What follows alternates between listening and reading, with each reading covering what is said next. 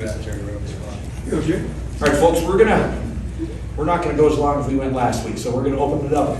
Right now, front row, Tim May, on three, the Tim May Show. Thanks, Jerry.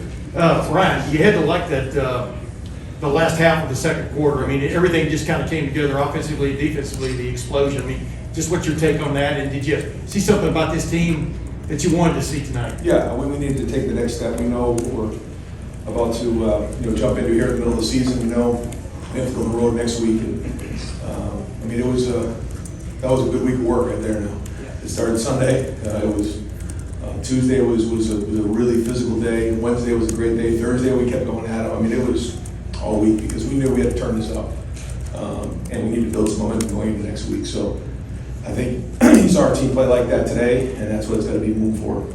Over here to the left, Rob Aller, the dispatch, and then give it to Cam. Ryan, when you have a game like this, everything seems to be clicking, working. Is it hard to nitpick the next day to really find anything, or is that where you go, the things that you have to still work on? Yeah, no, what we have to do is we have to find those plays that we know in a matchup game can cost us because we know it can come down to one play. But what we want to do in this game is, we knew it wasn't going to be perfect. We want to play really, really hard, really super competitive, a lot of energy, a lot of passion, a lot of people running around. We got that done, but that's the way we're going to have to play moving forward. I think that we knew it was going to be a wide open game. They were going to make some plays, but I thought our defense overall didn't flinch. They hung in there. They hung in there on the fourth downs. That was good. And then you saw some guys make some plays. You saw Kyle respond after the turnover. That was big because that's one of those things you want to watch in a quarterback is how they're going to respond. Are they going to go into their shell and just keep pushing forward? And he was aggressive on the big touchdown. And then we were able to flip the scoreboard there. I guess we had maybe 35 points there. And then also the 2-minute drill.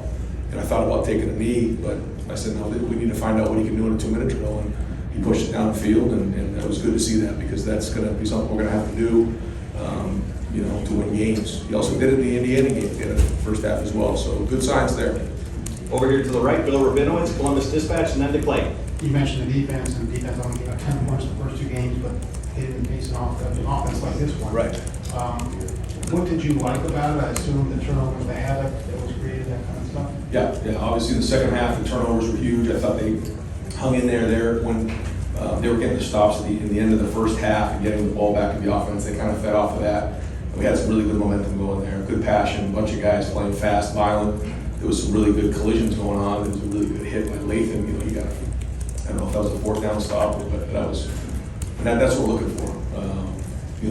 Guys flying sideline to sideline and getting our hands on balls in the secondary. And that quarterback's very good. He'll rip it and challenge us. So we'll get on the film and figure out the areas we need to get better at. Over here to the left, Cameron Teague Robinson, the Athletic, then to Nathan. Ryan, last week you mentioned trying to balance efficiency with being explosive on offense. Yeah. Obviously, they got 14-10, but you got the big touchdown, got down, and they got another touchdown on the next play. How does that impact the team when it's a close game? They pop two big runs, and then, like you said, you're efficient on the 2-minute drill as well. Yeah, I mean, they play off of each other, and when we're running the ball the way we were today, that makes it a lot easier, and that was big. It was big to get some explosive runs. It was good to move the line of scrimmage. We converted on some third downs, much better. Wasn't perfect again. We'll keep working at it, but there was some really good things there. I thought the 3rd and 10 was good. Where we picked it up in protection, and Kyle found Marvin on the drag for I think it was a 3rd and 10. That was big. We did much better in short yardage. So those are all things that we're going to have to do, to stay efficient. But when we're staying efficient in the run game, that allows us to be more aggressive throwing the ball. Over here to the right, Clay Hall, WSYX, and then to Lori. Some defensive scores. Could you describe the Tiley technique on that dive? Yeah, the mix said he looked like he was burrowing for like a dog looking for a bone in the ground. He just kind of went through and kind of found it, and it was great. But it's funny, we do talk about that, how when you get into those piles, that ball can be anywhere. And so you got to get in there, see if you can be the first guy to get it, and that was great. I mean, that was a little disappointed Steele wasn't able to pick that one up and scoop it, but nobody's more disappointed than him, I'm sure. But great effort, by Denzel coming up and knocking that one out. And then I also think that there was a great play by Steele. I think it was one of the third downs where it was pitched and he came to the edge and showed up in a big way. I thought that kind of ignited our defense a little bit too. I mean, it was well executed. I think Tommy did a really good job of communicating it. Steele was right there. And that's what we're talking about with our linebacker plays, playing fast and downhill and being decisive. Okay, hey folks, the people on the tables there, if you can clean the tables up, I'm gonna get a couple defensive players back there right now. We're gonna go ahead and start them while coach is still going here. And the back table, if you guys could just pull that back about 3 more feet, I'd appreciate it. We're gonna send Steele Chambers and Jordan Hancock to the back for anybody that wants to start talking with them. Thank you, gentlemen. Okay, we're gonna go back over here to the left, Nathan Barrett with Cleveland.com, and then to Dan. Brian, there was some pretty exuberant celebrations from some of your offensive linemen early in this game on those third down conversions. I know you haven't had a full film review yet, obviously, but did you, in general, see what you wanted to see from the next step from that offensive line group? I like the emotion that was for sure. We'll look at the film and see what we got, but that, you know, they were challenged. And a lot of guys on our team were challenged this week, and it was good to see them respond. I think you can see how fired up they were after some of those drives where they felt like they were getting some movement, and that's what we need out of our offensive line. And folks, we also have Emeka Abuka at the back. Over here to the right, Lori Schmidt, Columbus Dispatch, and then to Dylan. Ryan, just what was the biggest difference in this game to the previous two? Yeah, I just think that the style of the game allowed us an opportunity to kind of, you know, go play and compete. But make no mistake about it. I mean, we were turning it up this week. We know what we're about to get into. We wanted to build momentum going into next week, and everything was turned up in a big way. So we got to get back to work. Notre Dame starts now. Usually we started on Sunday. We're starting to prepare tonight. Over here to the left, Dan Hope, 11 Warriors. Yeah, Ryan, you mentioned taking that next step. You know, you said that at skull session before a game. What was it that gave you the confidence that this kind of performance was coming today? What went on this week in practice? We had a few people come to practice, and boy, they said, man, that was a physical practice I've seen in a long time. The guys responded. We talked about it on Tuesday. We needed to do it. Well, actually, we talked about it on Sunday.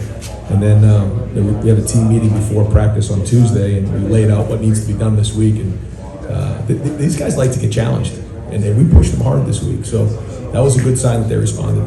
Over here to the right, Dylan Davis, Delaware Gazette. Ryan, on one-play drives, your response to the clock rules? Is that your response to the clock rules? One-play drives? That certainly makes things a lot easier, yes. With Kyle, did you notice anything different this week, just with him being the unquestioned leader of the offense and just his poise and something that maybe you saw that he just got it, that he's the guy now? Did you notice anything? He had his best week of practice. You know, whether that was, coincidental or not, I don't know. And you'll have to ask him that, but he did have his best week of practice. Over to the left, Joe Nugent, WCMH. You mentioned Kyle's response to that strip sack. It was 5 touchdowns after that. Did you see anything from him on the sideline? Did you have any sense that that was coming? He's poised. You know, he doesn't really ride the roller coaster, and I think that's one of his strengths. And at that point, I just kind of stayed away and asked him what he saw and let him know what I saw. Didn't get upset, just said, all right, we got to come back and go play now. We got a long game ahead of us. And was interested to see how he'd respond. I wasn't going to be conservative at that point. I wanted to really push the envelope because we have to turn it up, based on where we're going. And so he responded, and it was good. He wasn't phased, and that's important because there's going to be plays that don't go exactly the way we designed them, and there's going to be tough moments, and we're going to have to respond, and that's what being competitively tough is all about. Okay, we have time for just 3 more questions for Coach Day. Over here to the right, Stephen Means, Cleveland.com. Brian, given the teams you played the first 2 weeks, that you guys had all been emphasizing, there wasn't a chance to get much of a pass rush. First 2 weeks, maybe that was a little bit more presented today. What did you like about what you saw from the defensive line? Yeah, I thought there was a point where they really, put their hands in the dirt and started coming hard. I thought, they were into it. I liked their, the competitiveness. I think they're going to watch it and see some things that they can, improve on. He does get the ball up quick too. It wasn't like he was hanging on to the ball a lot, so the ball was coming out quick. But there was a lot of things there to go on and a lot to learn from. But just their overall attitude was really good. I mean, they were into it. They were, I felt them out there today, which is a good sign. All right, 2 and done. Rob Aller, Columbus Dispatch. Along those same lines, how do you deal with like your DNs? This guy got it out so fast as quarterback. Yeah. I don't think there are any sacks by the DEs. I mean, are they getting down about that, or you just have to kind of keep them pretty buoyant, or like the dynamic of this game? How does that play out? No, you watch the film and you try to figure out, what is real and what isn't. But they're anxious. They want to get it more than anybody. And what you can't do is then abort your your technique or anything like that. You have to make sure that you're continuing to do what you do, because it'll happen. There'll be plenty of opportunities for that. And final, sorry. And just that I think that there'll be a lot to learn from here, because we haven't really played against a team that maybe throws as much as we've seen previously. So we'll get on the film and figure it out. But I think the week of work that they had will be important to replicate this week going into Notre Dame. And final question, Joey Kaufman, Columbus Dispatch. Ryan, what kind of led to the strip sack? What was kind of the issue underlying that? Well, I think if we're watching on film, I got to see it on film to be sure. The safety was real low, and I think that maybe Kyle, didn't have a great feel for the angle that maybe Marvin was coming out at, and so didn't let it go. And then once that happened, when you get to the second part of your read, there's bodies down there, because I would say if number one's open, and you don't get throw it, 2 and 3 won't be open because of just the way the zones work. And so we just got to clean up just the angle, because that was really what it came down to. Marv kind of inside released, and he didn't quite see the angle. And then when the sack happened, we had to just third hand that and protect it, because we can still live with 2nd and 15. We can respond to that. But obviously the fumble was something that we got to learn from. But again, I was just impressed with how he responded from that point on.